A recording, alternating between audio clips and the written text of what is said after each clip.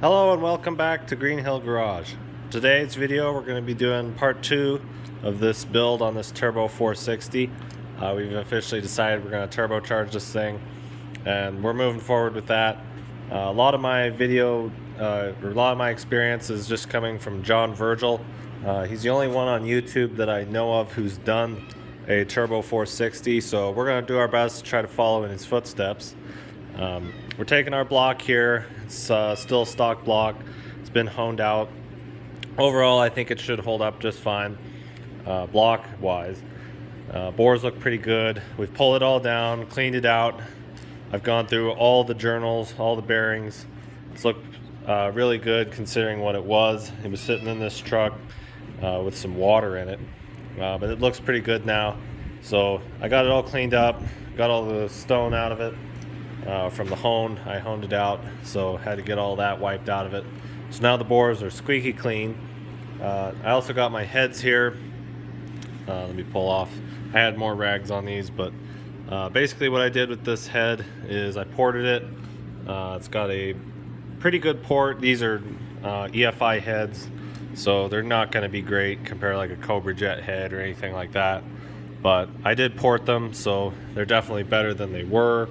I went ahead, we're going to leave the stock valve springs on for the initial cam break-in. I don't know, I haven't seen enough videos to know for sure if a harder spring would be worse for breaking in a cam, but I'm assuming that it will be safer on the camshaft to run a softer spring. These stock springs, I believe they have only 80 pounds of seat pressure. So very soft springs, but I think that'll be a good thing considering how hard it is to break in flat tappet cams. I have a Melling stage 1.5 camshaft I'm going to be putting in here. It's really mild toe cam. It's supposed to just got a little longer duration. Basically these 460s are under cammed basically everywhere, lift, duration, and all that. So the 1.5 will help. It's still going to have a perfectly smooth idle. Not going to notice it, and that's going to be helpful. We're going to be upgrading the ECU on this truck. It's going to go from the stock ECU to a Stinger Performance. We're going with the Mega Squirt, that ECU, and it should plug in, is my understanding of it, as it plugs directly in to the stock area. I think we're going to need to get a new stock wiring harness, because I think ours had some squirrels in it. So I think Stinger Performance also sells new stock wiring harnesses, but it's going to be a journey, guys, so buckle up. It's going to be long, but we're going to get there. So the first part, what we're going to be tackling today, is getting the rotating assembly in. I've got to clean up this crankshaft. It's been sitting around, and we have our cottonless cottonwood trees, which CSU extension back in the day in 2000 when my parents bought this place. Well, actually it was like 99, but they bought this place and they got these trees. They were only like, I don't know, about that tall. CSU decided they were going to create a cottonless cottonwood tree, and instead it was just as heavy in cotton as any old cottonwood tree. So much for that experiment. That tells you where science will get you. So I got cotton all over everything. We've got cotton on the floor. I've been trying to blow it all out and get it cleaned up. And so far the trees have stopped dropping cotton, so today's not a very windy day. So that's the only help I've had on that. So we'll get that crankshaft all cleaned up. I've got brand new bearings, brand new seals. We're gonna drop this thing in, get it all torqued down on these main studs. Or sorry, not main studs. I just have torque to yield bolts, but they're new, so that'll be good. Also, I got an upgrade this year.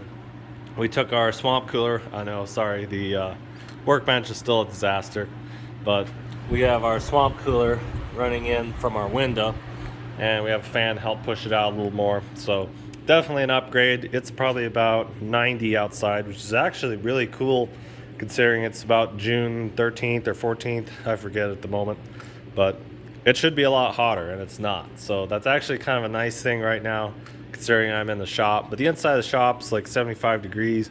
So I'll stop talking, guys, and we'll get to work. I'll clean up that crankshaft and we'll get it all set in.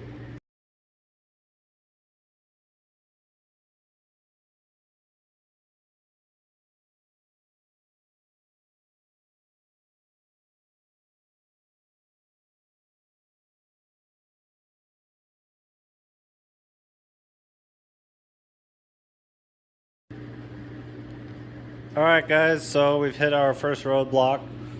First roadblock being that the seal kit that I ordered, this is just the front cover seal kit. The seal kit I ordered did not contain any sort of a rear main seal. It was a Reliant gasket, which I guess was just a head gasket set. So I probably should have realized that. It included every gasket in there except for the rear main seal. So this is a two-piece rear main seal, so we got to get that in before we install the crankshaft. So we'll have to stop here. I'll bag this up, run to town, and go grab a rear main seal. In the meantime, I just realized I haven't put the freeze plugs in yet. So I'll go grab those freeze plugs and we'll put our new freeze plugs in. I'll get some sealer on them and pop those bad boys in. These were all rusted out when I got this block, so I got some new ones and they're brass. So we'll get those sealed up and get those put in.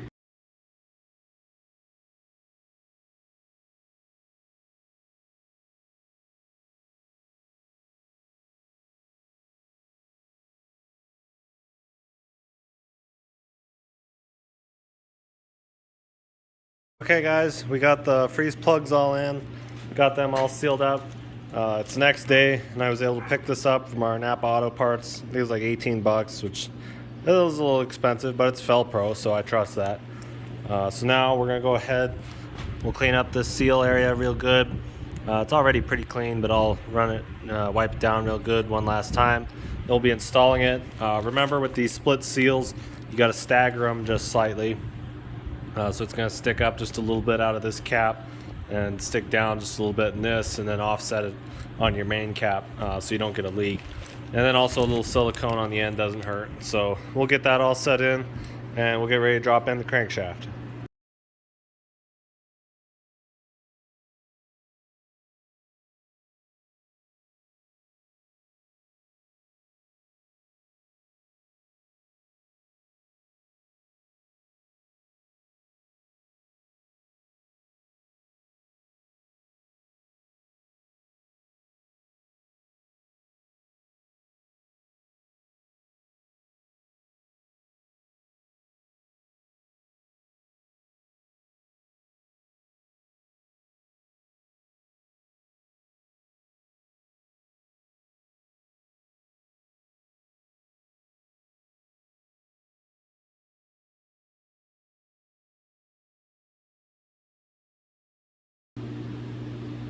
Alrighty guys, we got the crankshaft in.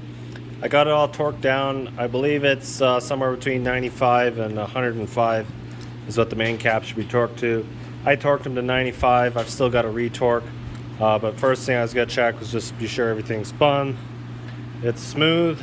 It is just a touch stiff, but I did add grease instead of engine oil because it may be longer than a week before we get this thing to fire up. And I used grease, the same grease actually. It's a Lucas green moly grease. I used it before on the Duramax and worked great for that. So I'm going to use that on this, be safe. It feels really good. So now I'm going to check the thrust clearance, basically forward and back. From what I can see, there's a visual that it actually moves forward and backwards. See if I can get to show you guys. You probably can't see that, but there is some movement, so I'm going to get out a feeler gauge, figure out exactly how much thrust clearance we have, and then we'll see where we are. Okay guys, so I got the thrust measured. We're right at 5 thousandths worth of clearance on the thrust bearing. Basically you measure just by prying the crankshaft one way, basically just get in here, pry one way, measure on this side, then get on the other side, pry it the other way, measure on the other side. Both sides measured at 5 thousandths. When I got moved one way is 5, moved the other way it's 5. Ford manual calls for 4 to 8 thousandths, so 5 thousandths is just perfect for where we need to be. So that's good to see. So the next step, now that we've gotten this all set up and I got all the bolts in the right spot, one thing I was a little worried about was I couldn't quite remember where this one went, but I put it in here anyway, and from what I can see on my old video, I had it in the right spot. Oil pump is going to sit, where is that oil pump? Right here. Oil pump's going to sit here, and then it's going to have the arm for the pickup tube come off and bolt on here. So I got it in the right spot, and that's good to see. So now we'll get to work on putting pistons in. I do have to grab the pistons, and we're going to be setting ring gap. I believe, let me check the ring gap specs again, because I know the ring gap, stock ring gap is going to be way too tight, and we're going to need to file these rings. So I'll get started on filing rings, which is not going to be a fun process since all I have is a hand file. We'll see you guys once I get them all sanded and clearanced. Okay guys, so I started gapping rings. The ring gap, I was initially thinking 30 thousandths, but 30 thousandths is like right on the edge, so we're going 35 thousandths for ring gap. Let's see if that'll focus. Yeah, 35 thousandths on our ring gap. Got 3 cylinders done so far. These bores are just a little bit worn, so they're still standard size, but they're a little bit worn, so right out of the box the gap is like 27 thousandths right out of the box for these piston rings. These are just cheap engine tech, but I believe they're a Molly ring. I'd have to check that again. They might be a cast ring. I could have sworn I ordered Molly's, but in any case, they're gapped out to 35. As the old saying goes, if too much gap, only you will ever know. Not enough gap, and everyone will know. Last thing we want is to burn up, cause a ring. Basically, when they heat up, they're going to expand, and that expansion is going to close the gap. And if there's not enough gap under turbocharge application, it'll crack that piston, and we'll break off the top rib of the piston. Let's see, I got a piston here. So what'll happen is, yeah, this whole deck will just break right off because there's too much force, and also the ring will get stuck up against the cylinder wall because it'll be expanding out. So yeah, not good at all to have not enough ring gap. So a little more is better. So I'll keep gapping these rings, guys, and I'll see you once I get done. Okay guys, I got all the ring gaps set, first and second. I also checked the oil ring gaps, and they're good as well. Slightly spaced out, they're right around 23 thousandths or so, and so with that, I think they're supposed to be around 16 thousandths on a fresh bore, but having them spaced a little wider will help. So I'll get the first piston in. I got some wind coming, and our shop isn't airtight, so I'm gonna just mock up one piston. I'll probably end up bagging this up for the night, but I'll get that piston in and we'll see how it fits. Okay guys, so I got the first piston. Well, actually I went ahead and threw it in here. I don't know what I was thinking, but I threw it in here. And then it fit nicely, but that's not where it goes. So even though the arrow is facing the right way, it goes here. So I'm assuming number 1 should be 1, 2, 3, 4, 5, 6, 7, 8. But the numbering that I keep finding online and the numbering on the intake manifold shows 1, 2, 3, 4. And that doesn't make a lot of sense to me. 5, 6, 7, 8. That doesn't make sense to me. But what I do realize is that these rods, basically, these rods have a chamfering on one side, and this side goes up against the side of the crankshaft. So that's what I'm going to use. This is number 2. I've got number 1 in. So the way that's sitting right now, number 1's chamfering is up against this side of the crankshaft. So number 2 should be up against that side of the crankshaft. So that's how I'm going to lay them, and then keeping the notch here facing forward on the engine. I can't find a solid reason or a solid mark on these or on this block to indicate where the pistons went, and sadly I didn't mark them when I pulled this out, and I cannot tell if this engine was ever pulled apart before. I did get this engine out of a truck that may have had some work done to it, so there's no telling if they actually got it in the right order. So I'm just going to follow that method of keeping those pistons face forward, and then the chamfered edges up against the sides of the crankshaft, and just keep that going on there. And then I think all these pistons, I've checked them, and they've all the crankshaft or all the connecting rods have a number stamped in the side, if I can get the focus. So yeah, here's number 7. They've all got numbers. All of them have a 5 stamped on the top, which doesn't mean much if they all have it. So I'm just going to go off that numbering system. I think that's how it was meant to be, but I mean, Ford's, this is kind of an interesting setup how this Ford is. Like Chevy, small block Chevys, it's all just 1, 2, 3, 4, you know, so on. So I'll get to work just setting them up, how I said earlier, with the chamfered edge up against the crank, and we'll start laying them in and hopefully get them all in and see how they fit. Alright guys, we got the engine all together, all 8 pistons are in, everything looks really good. Feels a little on the tight side, but it still spins over pretty well. The only thing I can hear is just the piston rings are the only things that are a little bit on the tight side, and I mean they're gapped wide enough, so there shouldn't be any issue there. But we'll spin the motor over. Break-in is going to be important on this motor, so yeah, we'll just need to take it easy. Got some high zinc since this is a flat tappet cam motor. Gonna need that high zinc oil, break everything in properly. So the next step, we're gonna be installing our oil pump and pickup tube and getting our oil pan in. And for our turbocharged application, we're gonna need to weld in a bung on that oil pan so we have a place for the turbo to drain all the oil out back into the pan. So that I've got to get going on that. I have 2 oil pans. Both of them are absolutely filthy, so I got to clean those up. But I have a rebuilt oil pump we'll be putting on here. It is a stock volume pump. I will check to see if we need to run a high volume pump, but I think our stock volume pump should work just fine. So I'm going to go ahead and get started on that, and then we'll get ready to clean up that oil pan. Okay guys, I got the oil pump on. We're going to go with our rebuilt stock volume pump. I rebuilt it. I just put a new gear in it.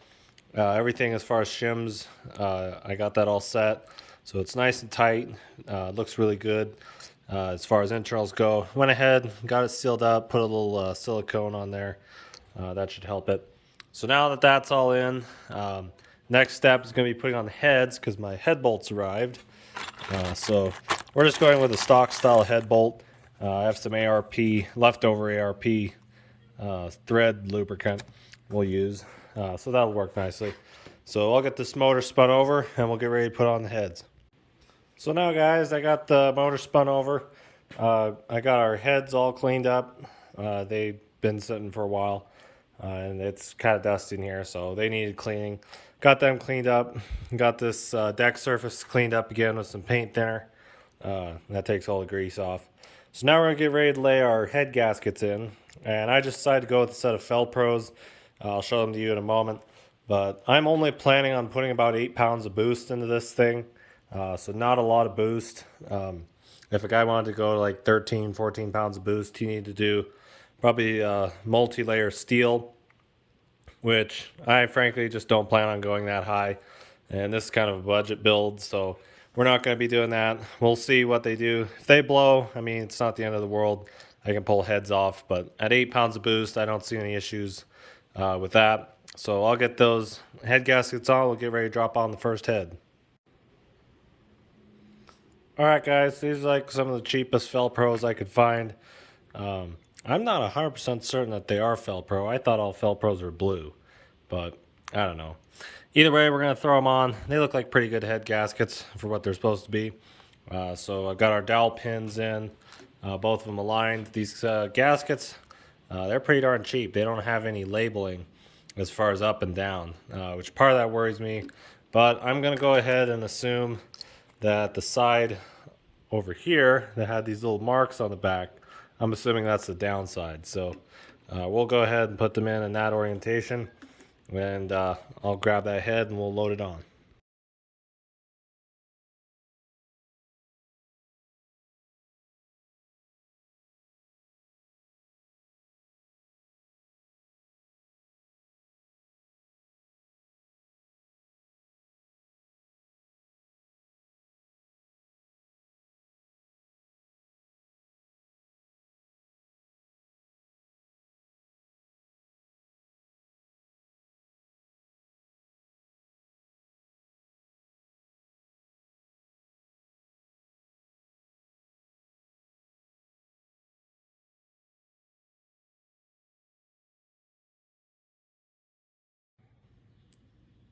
All right, guys, I got the head on, got it torqued down.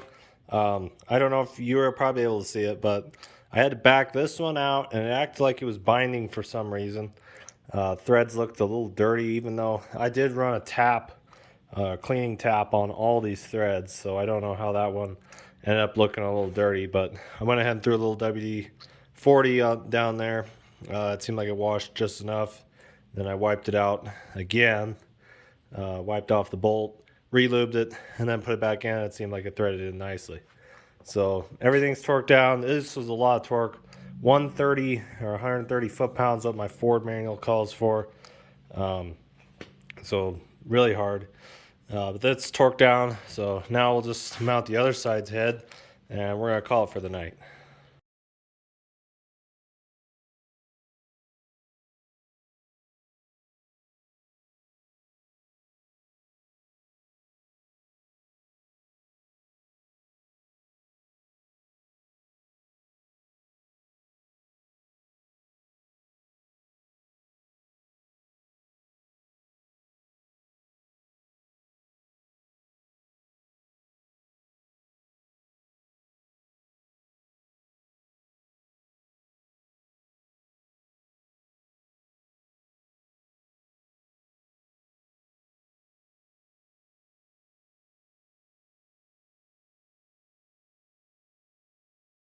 All right, guys, I got it all bagged up. It's getting kind of late, so I'm going to call it for tonight. We're going to end off the video here. Right now, basically the short block is all assembled, minus camshaft and all that valve train assembly, which we'll be doing in the next video, along with our turbos. I ordered them already, so, well, actually just a single turbo. But it's going to be coming. It's a S475, so really good turbo sizing, I believe, for this 8 psi range. Shouldn't be too laggy with just a 75 millimeter compressor wheel. So yeah, that's going to be fun when that arrives. So we're calling for the night. Thank you all for watching. We're going to check out some of our other content. We've got more videos of the mule coming up. I don't have a video of this thing coming out. This is actually not ours. I'm fixing this for a customer. So it's just an oil change, so it's not going to be a video worth. Just a Ranger that was sitting in the background. But yeah, so we'll be ordering our Mega Squirt ECU and all that other stuff in the next video, so stay tuned for that. Thank you all for watching. Remember to hit that like button and comment so we can get the YouTube algorithm rolling. And you all have a great day.